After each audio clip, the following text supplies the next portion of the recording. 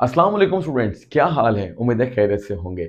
आज हम शुरू करने जा रहे हैं क्लास 10 का सेकंड चैप्टर, जो कि मजमूई तौर पर 15th चैप्टर है और इसका नाम है स्टोइकियोमेट्री। स्टोइकियोमेट्री का मतलब ये लिया जाए कि ये कैलकुलेशंस का चैप्टर है और जिस बच्चे को कैलकुलेशन आ जाएगी, चैप्टर इजीली आ जाएगा और कैलकुलेशन मैं आपको सिखा दूंगा। कोई ऐसा मसला नहीं है। आज गला खराब है, लेकिन इंशाल्लाह पढ़ने में आपको मजा आएगा। वो क्यों? क्योंकि ये जो आज हम पढ़ेंगे ये आपकी शुरुआत है केमिस्ट्री की, क्योंकि केमिस्ट्री उन लोगों को ही आती है या वही लोग केमिस्ट्री के मास्टर कहलाते हैं जिनको कैलकुलेशन बहुत अच्छी आती है। क्योंकि यही तो हमने जानना होता है कि कोई रिएक्शन हो रहा है तो उसमें कितने रिएक्टेंट्स हिस्सा ले रहे हैं, उनके कितने मोल हिस्सा ले रहे हैं, कुछ सोल्यूशन बन रहा है तो उसकी क्या कॉन्सेंट्रेशन है। तो इन सब चीज़ों को प्रैक्टिकली जो कर सकता है वो बहुत बेहतरीन केमिस्ट्री पढ़ सकता है, पढ़ा सकता है। बहरहाल आज हम पढ़ेंगे कुछ अहम चीज़ें जो बिल्कुल बेसिक है और इनके साथ साथ हम इंशाल्लाह शुरू करेंगे अपने कैलकुलेशंस को भी, ताकि आपको आ जाए। यहाँ मैं आपको एक बात सजेस्ट करूँगा, बताऊँगा कि आपने पढ़ तो लेना है, समझ आपको आ जाएगी क्योंकि मैं आपको समझा दूंगा, लेकिन आपको याद नहीं रहेगा। क्या याद नहीं रहेगा? कैलकुलेशंस। वो तब तक याद नहीं रहेंगी जब तक आप खुद अपने हाथ से नहीं करोगे। तो अपने हाथ से करने का तरीका यही है कि बेटा पहले आप मुझसे सीखो, बुक में देखो, फिर ज़बानी करने की कोशिश करो। गलती हो तो दूर करो। इस तरह कई दफ़ा आपको एक एक एग्जाम्पल करनी पड़ेगी, न्यूमेरिकल करने पड़ेंगे, तब जाकर आपको सब कुछ आ जाएगा। ठीक है जी? तो आज सबसे पहले हम स्टार्ट करते हैं एक छोटी सी टर्म से, दैट इज आरटीपी, जो ज़्यादातर एमसीक्यू के तौर पे ज़्यादा अहम रहेगी, लेकिन इसको मैंने एज अ शॉर्ट क्वेश्चन भी लिया है कि कोई पूछ सकता है कि व्हाट इज आरटीपी। आरटीपी क्या है? सिंपली इसका मतलब रूम टेम्परेचर एंड प्रेशर है। असल में बेटा मुख्तलिफ जगहों पर, मुख्तलिफ सिस्टम्स में, मुख्तलिफ बुक्स में, मुख्तलिफ डिसिप्लिन यानी फिजिक्स, केमिस्ट्री, बायो, इन सब के अंदर कुछ स्टैंडर्ड्स यूनिट्स होते हैं। तो हमारे पास जो आज स्टैंडर्ड यूनिट है, कोई पूछ लेता है कि व्हाट इज आरटीपी, तो आप कहेंगे these are the units of temperature and pressure which are taken as a standard, जो कि स्टैंडर्ड के तौर पे लिए जाते हैं। यहाँ थोड़ी सी कंफ्यूजन ना हो जाए, इसलिए मैंने ज़रा आपको बता देना है कि कभी कभी लिखा होता है आरटीपी और कभी लिखा होता है एसटीपी। ठीक है? एसटीपी का मतलब स्टैंडर्ड टेम्परेचर एंड प्रेशर, वो भी एक स्टैंडर्ड ही है, जबकि आरटीपी भी एक स्टैंडर्ड ही है। ठीक है? तो हमारी बुक में जो स्टैंडर्ड लिया गया है वो लिया गया है आरटीपी। अगर किसी को समझ नहीं आ रही तो देखो बेटा, हमारे मुल्क में जब हम मैसेज को लेते हैं, बाजार जाते हैं, समझते हैं, तो किलोग्राम में बात होती है, केजी, किलोग्राम। ठीक है? लेकिन मुख्तलिफ मुल्कों में ऐसा है कि वहाँ पाउंड्स में बात होती है, यानी आपको हर चीज़ पाउंड्स में ही बताना होगी। तो इस तरह मैं आपको समझा रहा हूँ कि हर एक जगह का एक डिफरेंट स्टैंडर्ड हो सकता है। जो हमारा स्टैंडर्ड है, अभी जो 10th केमिस्ट्री में पढ़ रहे हो, वो आरटीपी है। अब आरटीपी का मतलब ये है कि आप टेम्परेचर लोगे 25 डिग्री सेल्सियस में, ठीक है, जिसको केल्विन में अगर कन्वर्ट करें तो 298.15 केल्विन बनता है। और इसी तरीके से जो प्रेशर है वो 1 एटमॉस्फेयर, और अगर उसको टॉर में या mmHg में चेंज कर दें तो वो 760 बनता है। तो ये आपके पास क्या हुए मालूमात, मतलब आप कह सकते हैं कि these are the standard in which temperature ये और प्रेशर ये कहकर आपका शॉर्ट क्वेश्चन एंड किया जा सकता है। बट ये बहुत अच्छा शॉर्ट क्वेश्चन नहीं है। हाँ, एमसीक्यू आ सकता है कि भाई रूम टेम्परेचर क्या है। ठीक है? 25, 30, 60, ठीक है, कुछ भी बोला जा सकता है। 25 इज अ करेक्ट ऑप्शन। अच्छा, अब आते हैं व्हाट इज मोलर वॉल्यूम। भाई मोलर वॉल्यूम क्या होता है, इसको हमें पहले बताना है। अब मोलर वॉल्यूम के लिए सबसे पहले मैं आपको थोड़ा सा इसका कॉन्सेप्ट दे देता हूं, जो बहुत आसान सा है। देखो बेटा, आप यूं सोच के चलो कि आपके पास एक सिलेंडर है। सिलेंडर कह लो, गैस का कोई जार कह लो, ठीक है, इसको आप बीकर कह लो। अब क्या है, यहां पर बेटा आपके पास एक गैस हो ना, तो गैस को बंद करना पड़ता है। पिस्टन की मदद से भी बंद कर सकते हैं और वैसे भी सील्ड भी बंद कर सकते हैं, जैसे कि आपके आम घरों में सिलेंडर होता है। अब क्या है, इसके अंदर बेटा गैस एनक्लोज्ड है। अब हम मान के चलते हैं कि ये जो गैस है ना, अगर ये गैस सपोज कीजिए कार्बन डाइऑक्साइड है। अगर ये कार्बन डाइऑक्साइड है तो इसका मैस कितना होगा? हम मान लेते हैं कि इसका मैस कार्बन का बेटा 12, कुछ चीज़ें आपको याद करनी पड़ेंगी। ऑक्सीजन का 16, और 2 ऑक्सीजन का कितना हुआ 32, तो टोटल मिलाकर ये बन गया 44 ग्राम। ठीक है, ये बात हमारी पहले 9th क्लास में भी ऐसे हो चुकी है। तो अब मैंने आपको समझा दिया कि एक गैस है, उसका एक खास मैस है। ठीक है, अगर उसका मैस अगर 44 ग्राम है तो बेटा ये 1 मोल के बराबर है। तो आप ये कह सकते हैं कि इस वक्त जो गैस है ये 1 मोल है। अगर गैस 1 मोल है तो इस वक्त वो जितनी जगह ले रही है, जगह जो घेरी जाती है उसे वॉल्यूम बोलते हैं। तो ये जो वॉल्यूम है, अब जाहिर सी बात है कितनी गैस का वॉल्यूम है, एक गैस का 1 मोल गैस का वॉल्यूम है, तो इसको वीएम भी बोलते हैं, इसको मोलर वॉल्यूम भी बोलते हैं। ठीक है, तो मैं इसको फिलहाल वीएम से शो कर देता हूं, मोलर वॉल्यूम। अब मोलर वॉल्यूम को अगर आप डिफाइन करोगे तो कैसे करोगे, 1 मोल ऑफ ऑल गैसेस। अब मैंने यहां पे कार्बन डाइऑक्साइड लिया है। अब मैं सर कार्बन डाइऑक्साइड लिया है और कोई गैस नहीं ले सकते जी, यहाँ पर गैस हाइड्रोजन भी ले सकते हैं। अगर हाइड्रोजन गैस लेंगे तो अब मैस बदल जाएगा, जैसे कि मिसाल के तौर पर 2 ग्राम, और मोल एक ही रहेगा, 1 मोल मॉलिक्यूल कहलाएंगे ये।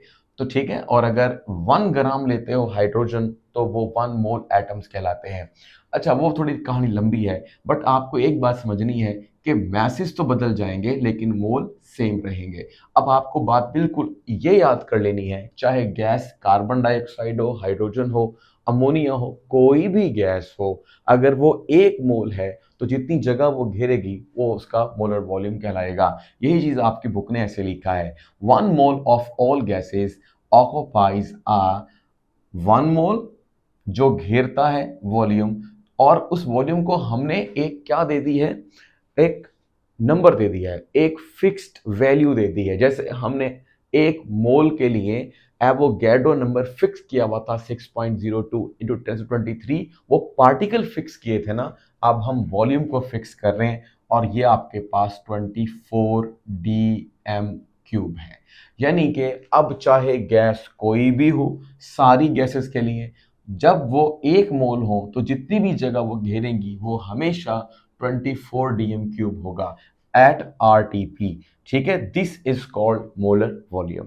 तो ये आपके पास सिंपल सी डेफिनेशन हो गई भाई, सारी गैसेस में से कोई गैस भी हो और अगर वो 1 मोल है तो जितनी जगह वो घेर रही है वो जगह है 24.24 डीएम क्यूब। ठीक है, पॉइंट से भी होता है समटाइम ये 22.44 डीएम क्यूब होता है, बट वो एट एसटीपी होता है।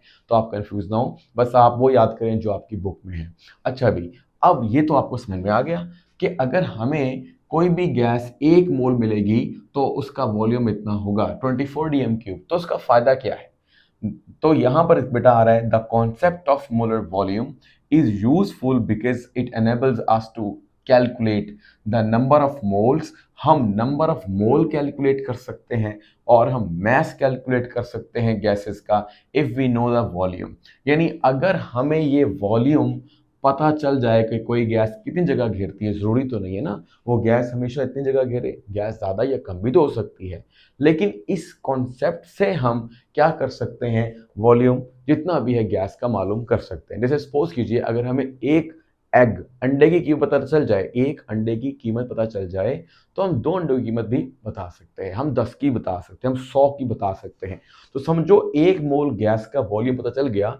अब चाहे हमें 2 मोल दो, 10 मोल दो, 20 मोल दो, या वॉल्यूम बढ़ाते जाओ तो हम ऑटोमेटिकली क्या कर सकते हैं, वॉल्यूम बता सकते हैं। बेसिकली सब चीजें बता सकते हैं। अगर वॉल्यूम पता हो तो हम पता है कि 1 मोल में कितनी, 1 मोल में कितना वॉल्यूम होता है। इस तरह हम अगर बढ़ा घटा दें तो हम मैस भी बता सकते हैं। ठीक है, हम मोल भी बता सकते हैं क्योंकि लिंक्ड है ना हर चीज।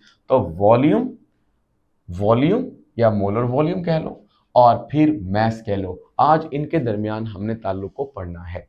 किस तरह पढ़ना है ये हम समझेंगे, लेकिन फिलहाल अब आपके पास क्वेश्चन आ गया, इसका आंसर आ गया, एक क्वेश्चन और पढ़ लो। एक क्वेश्चन और क्या है, वो क्या है, डिफाइन कॉन्सेंट्रेशन ऑफ सोल्यूशन। अब सपोज करो कि हमारे पास एक सोल्यूशन है। आप सोल्यूशन को कैसे लेते हो, अब हम ऐसे कर लेते हैं कि ये हम मान लेते हैं कि ये हमारे पास एक सोल्यूशन है।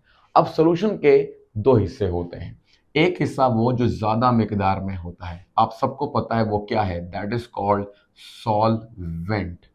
अब ये सोल्यूशन नहीं बना, अभी ये जस्ट एक सॉल्वेंट है, लेकिन जब आप इसके अंदर दाखिल कर दोगे क्या बेटा, सॉल्यूट दाखिल कर दोगे, तो अब solute plus solvent will give you अ नई नई मतलब new formation that is called solution.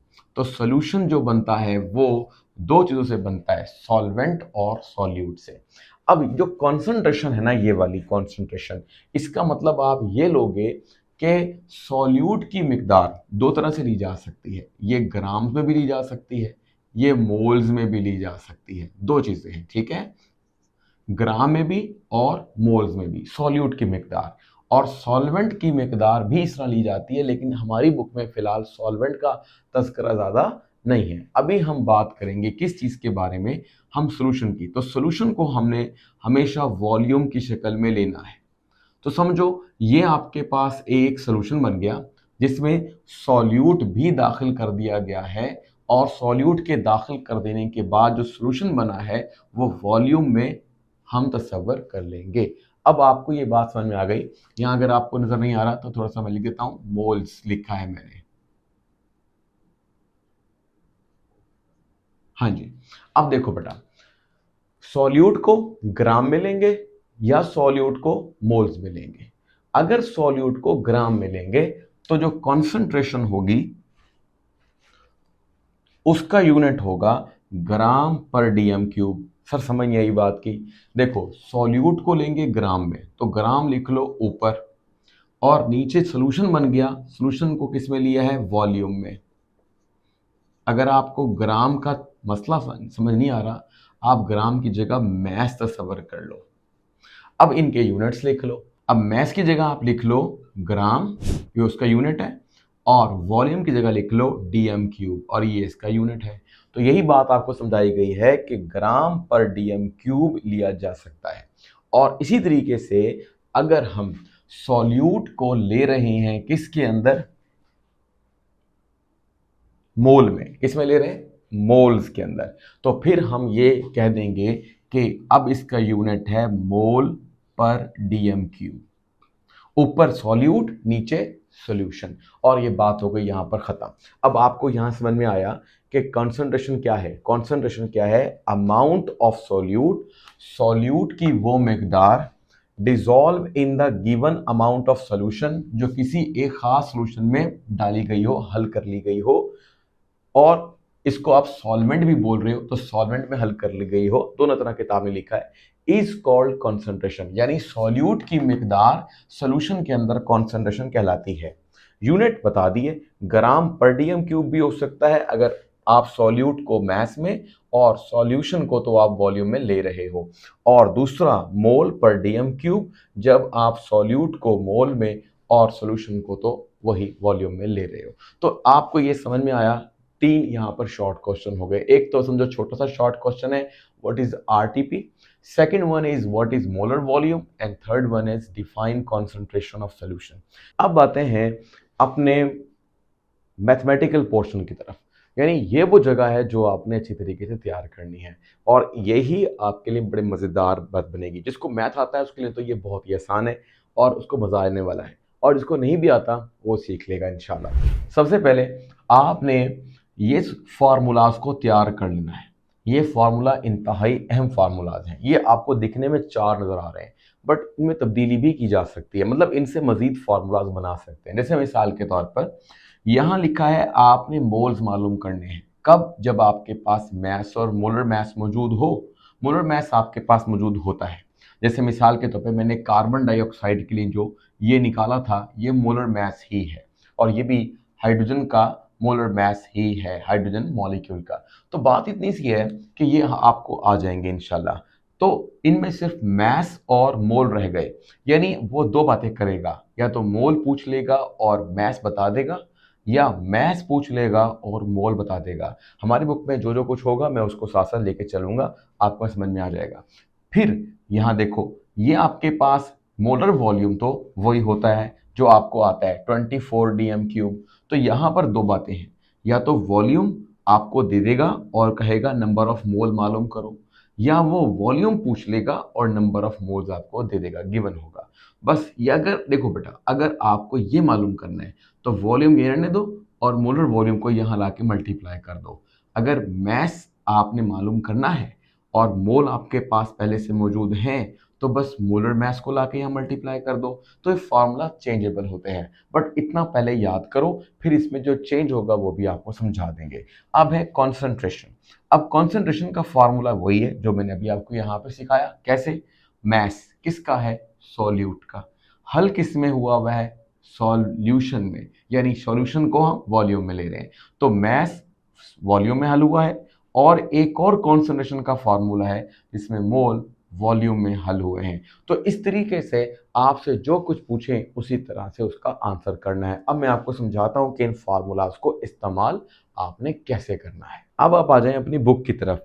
हम बुक की तरफ चलते हैं और वहां से समझते हैं कि आपने क्या कुछ करना है। अगर आपको नजर ना आ रहा हो तो आपके पास पेज नंबर 17 है। ठीक है बेटा, इस 17 पेज को या इसके ऊपर जो आपकी फर्स्ट एग्जाम्पल है इसको आपने कैसे करना है बेटा? इसके लिए सबसे पहले तो आपने ये करना है कि क्वेश्चन को अच्छी तरह समझना है। मेरे साथ साथ कर लो तो भी अच्छी बात है, लेकिन साथ साथ करने से भी फायदा है और लिखने का भी फायदा है बेटा, तभी आपको ये आएगा। तो इसमें आपने सबसे पहले तो क्वेश्चन को पढ़ना है और जो आपका क्वेश्चन है वो क्वेश्चन बहुत ही अहम है। क्वेश्चन कहता है calculate the number of moles. आपने नंबर ऑफ मोल मालूम करने हैं ऑफ नाइट्रोजन गैस। गैस कोई भी कोई मसला नहीं है। When it occupies the volume of 2.5 DM cube, यानी अब आपके सामने उसने वॉल्यूम आपको दे दिया है और मोल पूछ लिए हैं। अब आप यहाँ देखो, अब उसने क्या किया है, इस फार्मूले को देखो, उसने वॉल्यूम दे दिया है और मोल पूछ लिए हैं। तो आप फार्मूला ऐसा लिख दो। ये फार्मूला वो वाला भी, किताब वाला भी यही है। देखो नीचे आके देखोगे तो यहाँ पर आपको ये फार्मूला नजर आ रहा है यहाँ पर। ठीक है, इस फार्मूला में भी वही बातें लिखी है, लेकिन किताब में जरा फार्मूला एहतियात से लिखा है। जैसे लिखा है, मैंने यहाँ लिखा है वॉल्यूम और जो लिखा है मोलर वॉल्यूम। बुक में लिखा है volume of a gas, molar volume of the gas. ठीक है, तो आप दोनों ऐसे ऐसे लिख लो तो भी ठीक, जैसे मैंने बताया है वैसे लिखो तो भी ठीक। अच्छा, फिर उसके बाद अब देखो, आपने ऊपर वाला हिस्सा ये भी बुक ने हल करके दिया है, ये बेशक आप मत करो, क्योंकि उसने कहा है कि इस प्रॉब्लम को आप ऐसे भी सॉल्व कर सकते हो और हम ऐसे ही करेंगे जो नीचे लिखा है। तो पहले आपने ये फार्मूला लगा देना है और जो वॉल्यूम आपको दिया गया है, वॉल्यूम कितना है जी? 2.5। तो बस वो आपने लिखना है 2.5 और 24 जो क्या है वो उसका मोलर वॉल्यूम है, इज इक्वल टू, तो आपके पास आंसर आएगा। बस इतना आप लिख देना, यही किताब ने लिख कर दिया है और साथ चूंकि हमने मोल्स निकाले हैं तो आपने मोल लिखना है। तो यहाँ तक बेटा आपका काम मुकम्मल हो जाएगा। ठीक है जी। अच्छा, अब चलो आगे। अब वो आगे लिखता है, यानी हमने मोल्स तक लिखा है बेटा, याद कर लीजिएगा। अब नेक्स्ट जो आपके पास एग्जाम्पल आ रही है दैट इज 15.2। 15.2 एग्जाम्पल के अंदर अब आपने क्या करना है, इसमें बेटा आपने वही पहले पढ़ना है सवाल को। कैलकुलेट द वॉल्यूम, भाई वॉल्यूम आपने कैलकुलेट करना है और 0.5 मोल, और मोल उसने आपको दे दिए हैं, यानी मोल दे दिए हैं और वॉल्यूम आपने निकालना है। ठीक है, हाइड्रोजन गैस का। तो कैसे निकालोगे? तो बहुत आसान सा है। दोबारा से अगर आप गौर से देखो, अब यहाँ पे आओ, अभी भी वॉल्यूम और मोल का मामला है, लेकिन फर्क सिर्फ इतना है कि उसने आपको क्या दिया है, पूछा क्या है, वॉल्यूम, और मोल आपको दे दिए हैं। तो इस फार्मूले को हम थोड़ा सा चेंज कर लेते हैं अपने लिए, जैसे मैंने आपसे कहा था कि चेंज करने के काबिल होता है। तो वॉल्यूम आप यहीं रहने दो और मोलर वॉल्यूम को वहां ले जाओ, मोल के पास। तो फिलहाल मैं लिखता हूं moles multiply by molar volume या वीएम, और फिर हम मोल की जगह मोल की वैल्यू फिट कर देंगे और मोलर वॉल्यूम तो वही 24 होता है। जब इन दोनों को मल्टीप्लाई करोगे तो जो आंसर आएगा वो वॉल्यूम होगा। तो आप अपनी बुक में देखो, आपको ये समझ में आ जाएगा। देखो इसमें क्या लिखा, पहले नंबर पर ये क्या है, ये आपके पास वही जो उसने मोल्स दिए, और मल्टीप्लाई बाय ये क्या है, ये आपके पास मोलर वॉल्यूम है। ठीक है, मोलर वॉल्यूम को वैसे वीएम से शो करते हैं, लेकिन मैं मोलर वॉल्यूम लिखता हूँ। इन दोनों को अगर आप मल्टीप्लाई करोगे तो आपके पास आंसर आ जाएगा। तो इस तरीके से बेटा आपने क्वेश्चन किया, मतलब क्वेश्चन आपने एक ही किया है, यानी एक ही फॉर्मूला आपने याद किया है, जैसे ये वाला, और उस फॉर्मूले के दो वेरिएंट हो गए। वॉल्यूम बताकर मोल पूछा और फिर मोल बताकर वॉल्यूम पूछा, तो हमने दोनों सवाल बिल्कुल दुरुस्त कर लिए। अब आप आ जाएं मजीद आगे। अब आप आ जाएं एग्जाम्पल नंबर 53 पर, अपना 15.3 पर। अब इसमें क्या है, इसको भी पढ़ो। कैलकुलेट द वॉल्यूम, वॉल्यूम मालूम करना है, ऑक्यूपाइड बाय 200 ग्राम, ग्राम किसके यूनिट है, मैस के। अब उसने मैस दे दिया है और वॉल्यूम पूछ लिया है। अब यहां पर थोड़ा सा ट्रिक है। अब ये ट्रिक कैसे है, ये मैं आपको समझाता हूं कि आपने इसे कैसे करना है। देखो मिसाल के तौर पर आपने यूं सोचना है, अब मैस उसने दिया है और वॉल्यूम पूछ लिया है। अब सर मैस का साथ तो वॉल्यूम कहीं आ नहीं रहा, अब क्या करें, या मैस और वॉल्यूम है तो साथ कॉन्सेंट्रेशन है, इसका जिक्र नहीं है। तो आपने बेटा इसको ऐसे करना है, सबसे पहले आपको मालूम क्या करना है, मैस आपके पास है और आपने वॉल्यूम निकालना है। तो एक काम करें, वो काम क्या है, वो ये है कि वॉल्यूम को सामने रख के लिखो। देखो ये लिख दिया मैंने वॉल्यूम, ठीक है, इज इक्वल टू, वॉल्यूम यार ने दिया, मोलर वॉल्यूम यहां ले आए मोल्स के पास, तो moles, moles multiply by molar volume.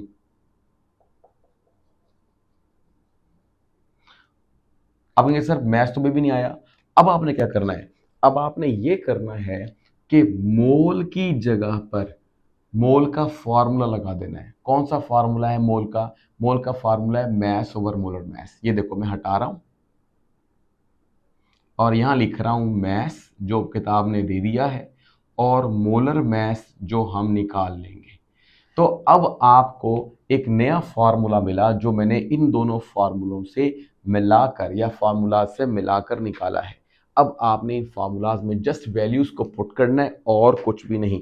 Mess आपको दिया है उसकी वैल्यू यहाँ लगा दो, मोलर मैस की जो मोलर वॉल्यूम आपको पता है 24, और अगर मोलर मैस नहीं पता तो वो मैं आपको निकालना सिखाता हूँ। अब देखो ये है कार्बन डाइऑक्साइड। अब कार्बन डाइऑक्साइड का मोलर मास फिक्स होता है, ये देखो मैंने निकाल किया था, कार्बन डाइऑक्साइड का मोलर मास 44 होता है। तो आपको समझ में आया, मास की जगह क्या लगा दोगे, जो उसने दिया 200। तो देखो भाई अपनी किताब में 200 और नीचे मोलर मास 44 और मल्टीप्लाई बाय 24 क्या है, ये है जी मोलर वॉल्यूम। तो इन सबको आपने एक फार्मूला में ही डायरेक्ट डालकर जवाब निकाल देना है और जवाब निकलेगा 109 DM³ देखा, मैंने आपके सामने ही इन दोनों फार्मूला से एक नया फार्मूला डिजाइन किया और इस फार्मूला को डायरेक्टली याद करके आप लिख दो तो भी काम चलेगा। और अगर आप किताब की तरह पहला लिखना चाहते हो कि पहले मोल किसके बराबर होते हैं, वॉल्यूम ओवर मोलर वॉल्यूम, फिर आप बताओ वॉल्यूम किसके बराबर होता है, मतलब इसका मतलब यह है कि इस वाले वॉल्यूम को यहाँ रहने दिया और मोलर वॉल्यूम को वहां ले गए, तो ये आपके पास आ गया। अब जो आपके पास मोल थे उसकी जगह पर आपने उसका फार्मूला पुट कर दिया और बिल आखिर आपने एक नया फार्मूला डिज़ाइन किया। तो ये सारा कुछ कर सकते हो तो ये भी ठीक है, कोई मसला नहीं है। और अगर आप डायरेक्टली ये वाला फार्मूला याद कर लो तो ऑटोमेटिकली क्या होगा, आप डायरेक्ट वैल्यूज़ को डालकर सब कुछ खुद ब खुद यानी होता जाएगा और डायरेक्टली आंसर निकल आएगा। अब आ जाएं नेक्स्ट क्वेश्चन की तरफ। एग्जाम्पल नंबर है 15.4। अब इस एग्जाम्पल को पढ़ते हैं, क्या कहता है, कैलकुलेट द कॉन्सेंट्रेशन। लो भाई अब आपने कॉन्सेंट्रेशन मालूम करनी है सोल्यूशन की ग्राम पर DM³ के अंदर, और विच कंटेन 20 ग्राम मैस भी उसने दे दिया है सोडियम क्लोराइड और 0.2 DM³ ऑफ वाटर, और उसने जो आपके पास पानी की मिकदार है वो भी उसने दे दी है, पानी कह लो सॉल्वेंट कह लो। अब क्या करोगे, अब सिर्फ इतना करना है, आपने फार्मूला पुट करना है। ये फार्मूला कहाँ है, ये फार्मूला मैंने आपको दे दी है, concentration is equal to mass over volume. ठीक है, मैस आपको कितना दिया गया है 20, वो ऊपर लिखोगे, और वॉल्यूम भी उसने दे दिया है कितना 0.2 DM³, ये भी आप लिख दोगे। ऑटोमेटिकली इन दोनों के दरमियान जब डिवीजन होगी तो डिवीजन होने के बाद आंसर आ जाएगा 100 ग्राम पर DM³। लो भाई क्यों ग्राम DM³, क्यों, क्योंकि मोल्स, क्योंकि आपने सॉल्यूट ग्राम या मैस में लिया है इसलिए ऊपर ग्राम, और नीचे जो पानी है वो आपने DM³ वॉल्यूम DM³ में ही होता है, आपके पास एक ही है, चेंज नहीं होगा। तो ये हो गया ग्राम पर DM³ का आंसर। अच्छा जी, अब वापस एक और एग्जाम्पल करते हैं बेटा। अब इस एग्जाम्पल, ये एग्जाम्पल कौन सी है 15.5। अब इसके अंदर क्या है पढ़ के देखते हैं। वो कहता है कि 500 सी एम क्यूब, भाई 500 सी एम क्यूब को डी एम क्यूब में कन्वर्ट करने के लिए 1000 से डिवाइड कर दो तो ये वैल्यू बन जाएगी डी एम क्यूब में, यानी तकरीबन 0.5 डी एम क्यूब। सही है, तो ये हम करेंगे बाद में, बस ये याद रखना कि आपने वॉल्यूम को डी एम क्यूब में लेना है, सी एम क्यूब में नहीं लेना। अच्छा, कंटेन 0.8 ग्राम, लो भाई मैथ आ गया हमारे पास हाइड्रोजन क्लोराइड का, और आगे लिखता है कैलकुलेट द कॉन्सेंट्रेशन, और कॉन्सेंट्रेशन अब मालूम करो। बस अब सब कुछ हमारे पास है, फॉर्मूला आपने सही तरह से चुन लेना है। जैसे मिसाल के तौर पर लिखा है वॉल्यूम, अब आपको कहे सर क्या मतलब है, यहाँ आ जाओ, कॉन्सेंट्रेशन इज इक्वल टू, अब मोल तो उसने हमें दिए नहीं है, उसने concentration is equal to mass over volume. अब हमारे पास क्या है, हमारे पास है जी मैस, ठीक है ना, मैस, तो हम मैस ऊपर लिखेंगे और वॉल्यूम नीचे लिखेंगे। बस थोड़ी सी जो ट्रिक किताब ने की है कि उसने वॉल्यूम दे दिया था 500 सी एम क्यूब में, आपने उसको डी एम क्यूब में कन्वर्ट कर लेना है। तो वॉल्यूम को पहले कन्वर्ट करोगे किसके अंदर, डी एम क्यूब में, जस्ट 1000 से डिवाइड करो, ये आपके पास वॉल्यूम आ गया। अब वही जो फार्मूला मैंने आपको बताया है, ये फार्मूला आप अप्लाई करो ऊपर 1.8, ठीक है, जो आपको उसने दिया था मैस, ठीक है, और नीचे वॉल्यूम 0.5, आंसर आ जाएगा 3.6 ग्राम पर डी एम क्यूब। बेटा ये आपने लाजमी तौर पर हल करना है, किताब से देखकर एक दफ़ा हल कर लो, फिर मेरी बात समझ कर देख लीजिएगा कि ना हो कि आपको लॉजिक समझ ना आए, रट्टा नहीं लगाना, लॉजिक के साथ करना है, और जैसे लॉजिक समझ में आने लगेगी तो आप इस सवाल के अलावा भी बहुत सारे सवाल हल करने के काबिल हो जाएंगे। अब आ जाएं अगले क्वेश्चन पर, दैट इज 15.6 एग्जाम्पल है आपके पास। इस एग्जाम्पल में क्या आ रहा है, इस एग्जाम्पल में ये आ रहा है कि आपके पास उस कहता है कैलकुलेट द मैस, भाई मैस निकालो कॉपर का, कॉपर सल्फेट का, ठीक है, इन ग्राम्स, यानी मैस ग्राम में ही होता है, दैट सी बात है। Dissolve in 2 D M cube, लो भाई डी एम क्यूब क्या होता है, ये वॉल्यूम होता है ऑफ द सोल्यूशन, भाई सोल्यूशन का वॉल्यूम भी आ गया और मैस भी आ गया। Get the solution with concentration, और वो जो सोल्यूशन विद द कॉन्सेंट्रेशन ग्राम पर डी एम क्यूब। अब और करना, इसमें क्या कुछ है, इसमें कुछ ये है कि मैस मालूम करना है, ठीक है, और उसने आपको वॉल्यूम भी दे दिया है और कॉन्सेंट्रेशन भी दे दी है। अब यहाँ पे आ जाओ, उसने कहा है मैस मालूम करो, उसने वॉल्यूम भी दे दिया और कॉन्सेंट्रेशन भी। आप कहेंगे सर ये तो बड़ा आसान हो गया क्योंकि हमें ये समझ आ जाती है, तो सर वो कैसे, देखो भाई मैस मालूम करना है ना, तो मैस को यही रहने दो, ये रहने दिया, ग्राम्स में जवाब आएगा। वॉल्यूम को उठा के वहां ले जाओ तो ये आपके पास बनेगा कॉन्सेंट्रेशन मल्टीप्लाई बाय वॉल्यूम। तो जो आपको कॉन्सेंट्रेशन दी है वो आप यहाँ पे लिखो, और जो वॉल्यूम दिया है वो आप यहाँ पे लिखो, दोनों को मल्टीप्लाई करो, जो आंसर आएगा वो मैच होगा ग्राम्स के अंदर। ठीक है, तो अब इसको हम देख लेते हैं हमारी बुक ने कैसे किया। देखो भाई, ये आपके पास कॉन्सेंट्रेशन, ये आपके पास वॉल्यूम, कंसंट्रेशन 15, ठीक है, और वॉल्यूम 2 ऊपर सब दिया हुआ है, मल्टीप्लाई किया, आंसर निकाला 30 ग्राम। लो भाई ये सवाल मुकम्मल हो गया। अब अगले सवाल की तरफ आ जाओ, जो नेक्स्ट क्वेश्चन है वो है 15.7 एग्जाम्पल। अब इस एग्जाम्पल में क्या है, पहले पढ़ो उसको। The solution is prepared bye dissolving 10 ग्राम, लो भाई मैथ्स आ गया, और 1.2 ग्राम वॉल्यूम आ गया, डीएम क्यूब जहां लिखा वॉल्यूम है। फिर लिखता है कैलकुलेट द कॉन्सेंट्रेशन, भाई कॉन्सेंट्रेशन मालूम करो, और बस इतना ही उसने कुछ दिया।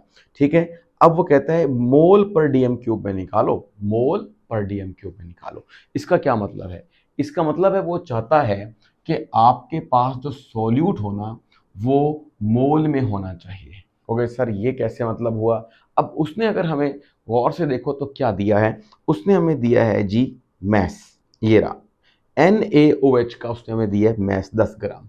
अब सुनो, अगर हमने ये सॉल्यूट है इसको मोल में कन्वर्ट करना है तो मोल का फार्मूला तो हमें आता है, mole is equal to mass over molar mess.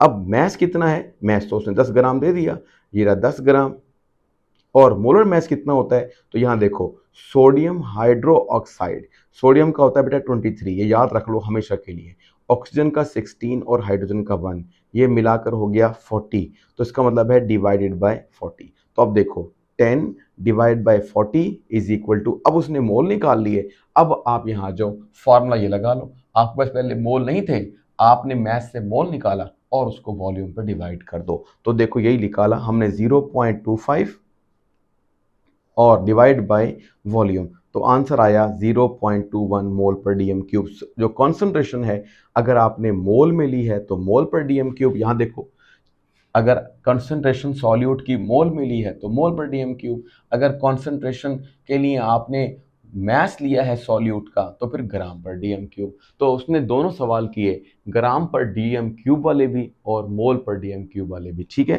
तो बहरहाल मैं बोल दिया है, इंशाल्लाह आपको समझ में आ गई होगी। गला काफ़ी ख़राब है बट ये है कि आपको फ़ायदा ही होगा। इसको अगर आपको समझ नहीं आई है थोड़ा थोड़ा सा बेटा दोबारा से देख लिया करें।